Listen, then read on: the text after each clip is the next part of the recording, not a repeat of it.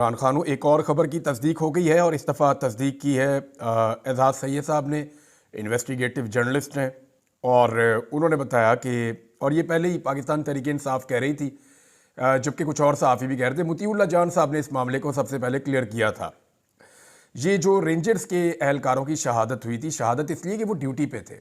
जब भी कोई ऑफिसर या कोई एहलकार ड्यूटी के ऊपर होता है और ड्यूटी पे उसकी जान चली जाए, इवन कोई आदमी अगर पैसे कमाने के लिए, अपने बच्चों के लिए हक हलाल कमाने के लिए घर से बाहर निकला और कहीं पे उसकी शहादत हो जाए या इंतकाल हो जाए, तो उसको शहादत ही कहा जाता है और ये शहादत है। वो ड्यूटी के ऊपर थे। तो ये जो उनकी शहादत हुई है, इसमें उन्होंने बताया कि हाशिम नाम का नौजवान है जो वो गाड़ी चला रहा था और उसकी गाड़ी के नीचे ये रेंजर्स एहलकार आए हैं जिनकी शहादतें हुई हैं। और इस शख्स का पाकिस्तान तहरीक इंसाफ से किसी किस्म का कोई ताल्लुक नहीं है, बल्कि इसकी फैमिली के बारे में भी सारा कुछ उन्होंने बताया।